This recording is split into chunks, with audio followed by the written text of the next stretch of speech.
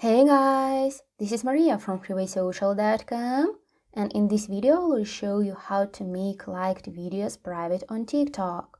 There is a feature on TikTok that allows you to keep your liked video content private.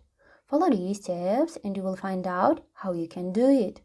Go to your TikTok profile tab and hit the three dots icon in the upper right corner. After that, click on the privacy section in order to open it.